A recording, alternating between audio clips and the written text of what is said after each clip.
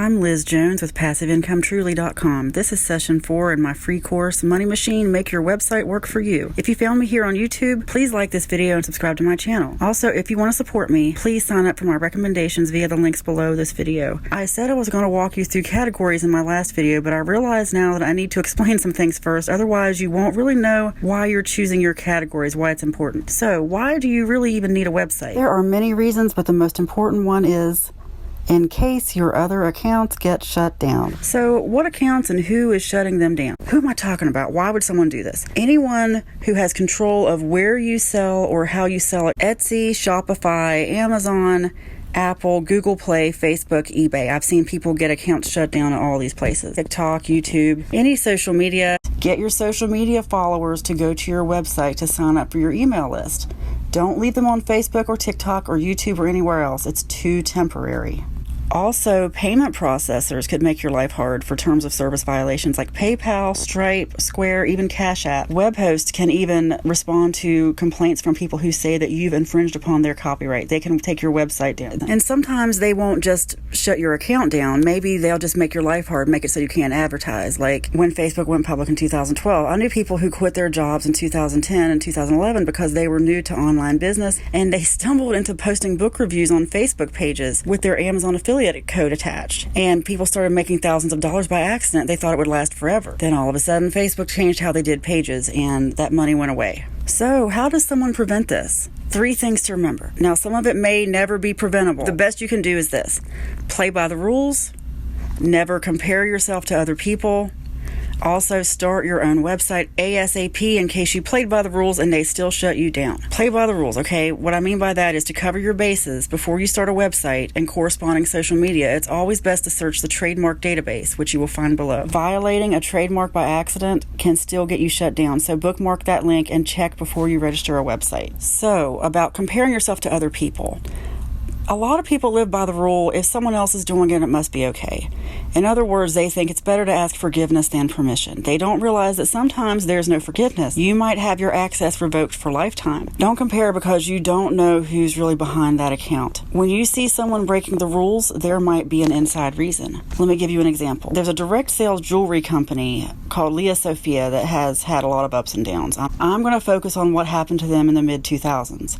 They were doing well back then when they were still privately owned by a family and they hadn't sold out. But like other direct sales companies, they prohibited their salespeople from buying at wholesale price and reselling on eBay. That's because it's an easy way to undercut the company. So of course they're going to prohibit that.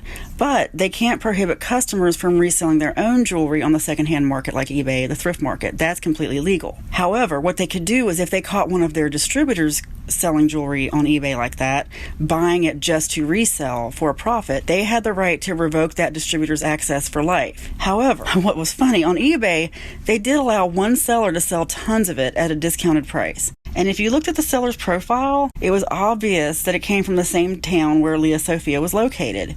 It was them under a different name. It was a clearance account, like an outlet store.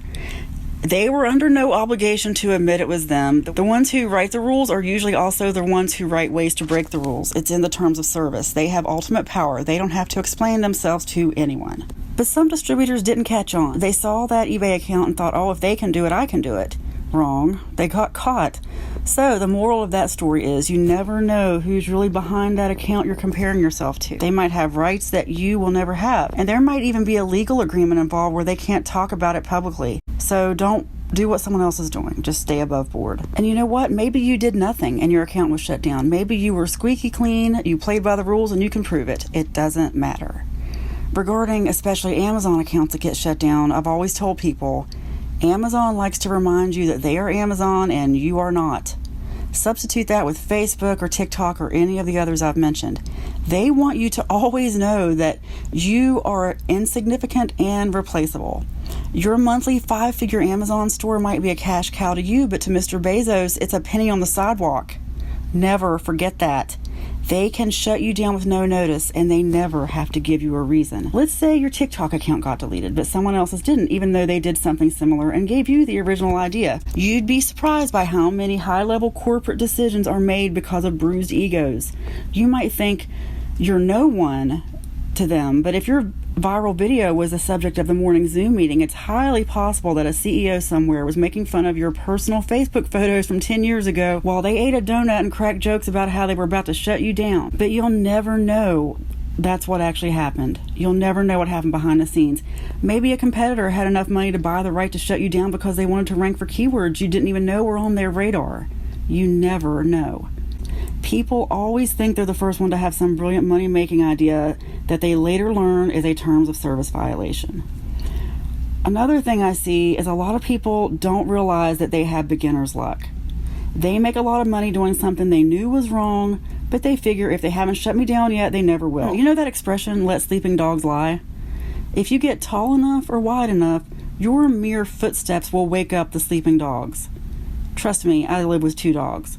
In other words, until you reach a certain amount of sales or rank for specific keywords that show up on the first page of Google where it counts, you are not on their radar. As soon as you're on their radar, you get their attention and you have a target on your back. If you violate terms of service, they'll usually let you get away with things long enough to make an example out of you because they know you're going to talk about it publicly. They want to truly punish you. They want to cut you off at the knees with a copyright claim when you finally quit your job to run your Etsy shop full time. Yeah, boo-hoo, you fell into their trap. That's what they wanted. They could have shut you down earlier, but they waited on purpose. I'll be talking about that more in the next video. Please like and subscribe, and please watch the next video in this Money Machine course. Thank you.